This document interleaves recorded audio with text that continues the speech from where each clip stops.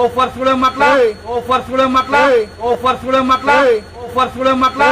ಎಲ್ಲ ಆಟ ಆಡ್ತೀರಾ? ನನ್ನ ಮಗನೇ ಬರಲಿ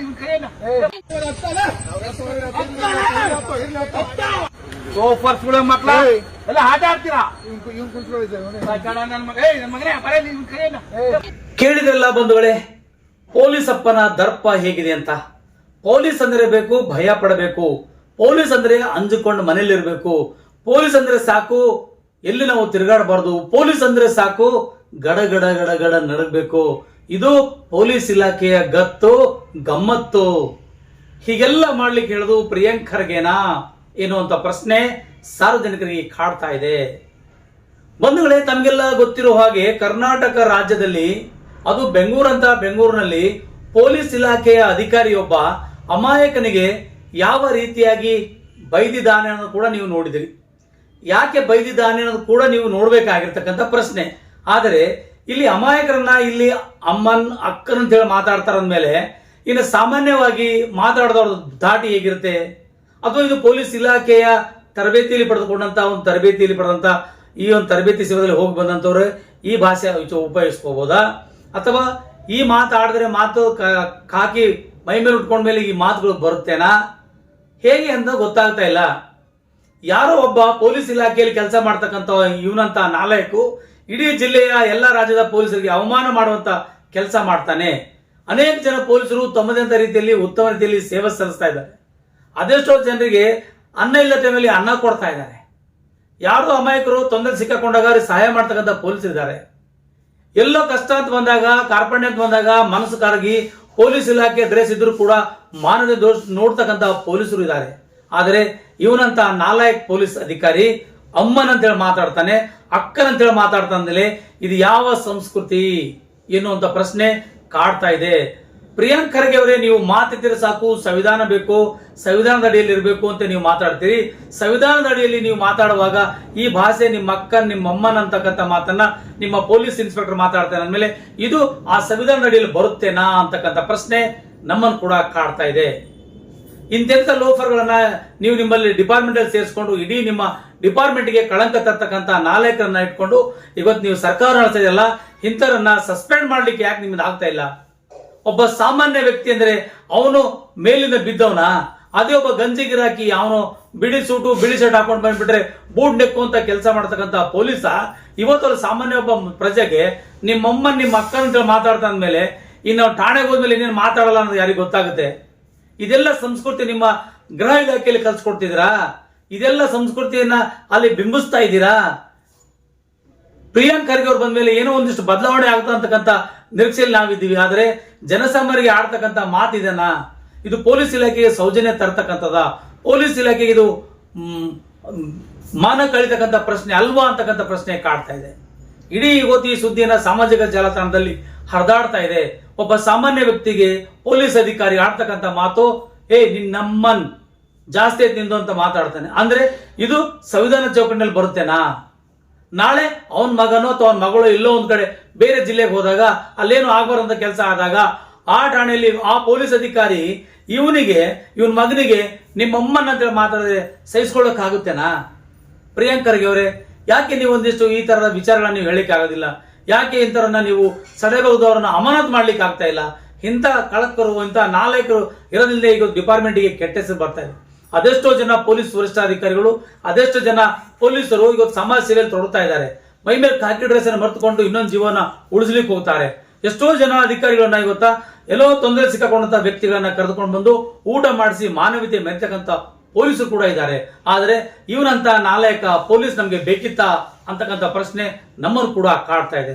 ಪ್ರಿಯಾಂಕ್ ಖರ್ಗೆ ಅವರೇ, ತಮಗೆಲ್ಲ ಗೊತ್ತಿರೋ ಹಾಗೆ ನೀವೆಲ್ಲ ಮಾತಿದ್ದ ಮಾತ್ರ ಸಂವಿಧಾನ ಸಂರಕ್ಷಣೆ, ಜಲ ಭಾಷೆ ಕುರಿತು ನೀವು ಮಾತಾಡ್ತೀರಿ. ಯಾವತ್ತಾದರೂ ಅಮ್ಮ ನಕ್ಕ ಅಂತೇಳಿ ನೀವು ಮಾತಾಡಿದಿರಾ? ಇವತ್ತು ನೀವು ಅವ್ರಿಗಿಂತ ಹೈಯರ್ ಬಾಸ್ ಆಗಿದ್ದೀರಿ. ನೀವು ಯಾರೋ ಅಧಿಕಾರಿ ತಪ್ಪಂಡ ನೀವು ಮಾತಾಡಕ್ ಆಗುತ್ತೇನೆ? ಇದು ಯಾಕೆ ಈ ತರ ಮಾತಾಡಿ ಇಡೀ ಡಿಪಾರ್ಟ್ಮೆಂಟ್ಗೆ ಕೆಟ್ಟ ಹೆಸರ್ತಕ್ಕಂಥ ಇಂಥ ಲೋಫರ್ ಅಂತ ಅಧಿಕಾರಿಗಳಿಗೆ ಯಾಕೆ ನಿಮ್ಮ ಇನ್ನು ಇಟ್ಕೊಂಡಿದ್ದೀರಿ? ಅಂತವ್ರು ಕೂಡಲೇ ಅಮಾನತ್ ಮಾಡಿ. ಇಂಥವರಿಂದಲೇ ಅಲ್ಲಿ ಕಟ್ಟೆಚಾರ ಬೆಳೀತದೆ, ಇಂಥವ್ರಿಂದಲೇ ಅಲ್ಲಿ ದರೋಡೆ ಆಗ್ತಾ ಇದೆ, ಇಂಥ ಭ್ರಷ್ಟರಿಂದಲೇ ಅಲ್ಲಿ ಯಾರೋ ಒಬ್ಬ ಅಮಾಯಕರನ್ನ ಹಾಳು ಮಾಡ್ತಾ ಇದ್ದಾರೆ. ಆ ಯಾರೋ ಗುಂಡಗಳನ್ನು ಬಿಟ್ಬಿಟ್ಟು ಅಮಾಯಕ ಹೊಡ್ಸ್ಕೊಂಡ್ಗೆ ತಂದ್ಬಿಟ್ಟು ಕುಂದ್ರಲ್ಲೇ ನನ್ನ ಮಗನೇ ನಿನ್ನ ಅಮ್ಮನ ಅಂತೇಳಿ ಮಾತಾಡ್ತಾನೆ. ಏನ್ ಅರ್ಥ ಇದೆ ಹಂಗಂದ್ರೆ? ಪ್ರಿಯಾಂಕ್ ಖರ್ಗೆ ಅವರು ಈ ಸುದ್ದಿ ನೋಡ್ತಾರೆ, ದಯವಿಟ್ಟು ಅರ್ಥ ಮಾಡ್ಕೊಳ್ಳಿ. ಇಂಥ ಭ್ರಷ್ಟ, ಇಂಥ ಕೊಳಕ, ಇಂಥ ನಾಲಾಯಕ ಅಧಿಕಾರಿಗಳನ್ನ ಕೂಡಲೇ ಸೇವೆಯಿಂದ ಅಮಾನತುಗೊಳಿಸಬೇಕಂತೇಳಿ ಈ ಮೂಲಕ ನಾವು ನಾರಂಜ ಎಕ್ಸ್ಪ್ರೆಸ್ ಸುದ್ದಿವಾಹಿನಿ ಪರವಾಗಿ ಮನವಿ ಮಾಡ್ತಾ ಇದ್ದೀವಿ. ಎಲ್ಲೇ ಇರಲಿ, ಹೇಗೆ ಇರಲಿ, ಪೊಲೀಸ್ ಇಲಾಖೆಗೆ ನಾವು ಸೆಲ್ಯೂಟ್ ಹೊಡಲೇಬೇಕು. ಯಾಕಂದ್ರೆ ಅವ್ರು ಮಾಡ್ತಕ್ಕಂಥ ಕೆಲಸ ಕಾರ್ಯ ಬಹಳಷ್ಟು ಇದಾವೆ. ಆದ್ರೆ ಇಂಥ ಲೋಫರ್ಗಳಿಂದ ಇಡೀ ಪೊಲೀಸ್ ಇಲಾಖೆಗೆ ಕೆಟ್ಟ ಹೆಸರು ತರೋದು ಬೇಡ ಅಂತಕ್ಕಂಥ ಒಂದು ಮನವಿ ಕೂಡ ನಮ್ದಾಗಿದೆ. ದಯವಿಟ್ಟು ಇವರನ್ನ ಅಮಾನತಲ್ಲಿ ಇಡೋಕೆ ಬಹಳ ಉತ್ತಮವಾದಂತ ರೀತಿ ಇದೆ. ಈ ತರ ಇನ್ನೊಬ್ರು ಯಾರು ಕೂಡ ಮಾತಾಡ್ಲಿಕ್ಕೆ ಆಗೋದಿಲ್ಲ. ನಿಮ್ಮ ಠಾಣೆಗೆ ಬಂದ್ರೆ ಅಲ್ಲಿ ತೊಂದರೆ ಅನಿಸಬಹುದು, ನಾವು ಅಂಜಿ ಹಾಳಾಗಬಾರದು. ಅವರನ್ನ ಗೌರವಪೂರ್ವಕವಾಗಿ ನೋಡಿಕೊಂಡು ಪೊಲೀಸು ಮತ್ತು ಸಾಮಾನ್ಯರ ಮಧ್ಯೆ ಬಾಂಧವ್ಯ ಬೆಳೆಸಬೇಕಾದ್ರೆ ಇಂಥ ಅಧಿಕಾರಿಗಳಿದ್ರೆ ಬೆಳೆಯಕ್ಕೆ ಸಾಧ್ಯನಾ? ಇಂಥ ರೀತಿಯಲ್ಲಿ ಏನಾದ್ರು ಮಾಡ್ಲಿಕ್ಕೆ ಸಾಧ್ಯನಾ?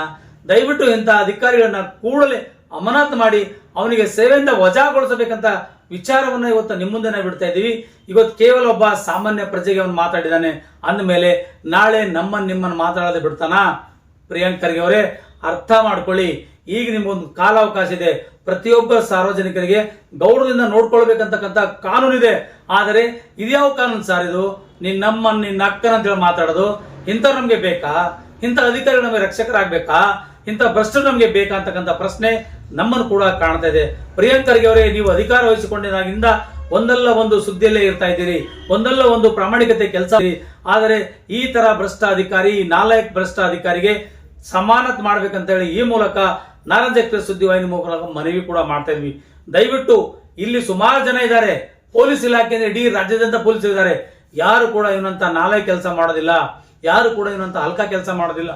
ಅನೇಕ ಜನ ಪೊಲೀಸ್ ಅಧಿಕಾರಿ ನೋಡಿದೀವಿ, ವರದಿ ಮೇಲೆ ಇದ್ರು ಕೂಡ ಅವರ ಮಾನವೀಯತೆ ದೃಷ್ಟಿಯಿಂದ ಆಚೆ ದಾಟಿಸುವಂತ ಕೆಲಸ ಮಾಡಿದ್ದಾರೆ.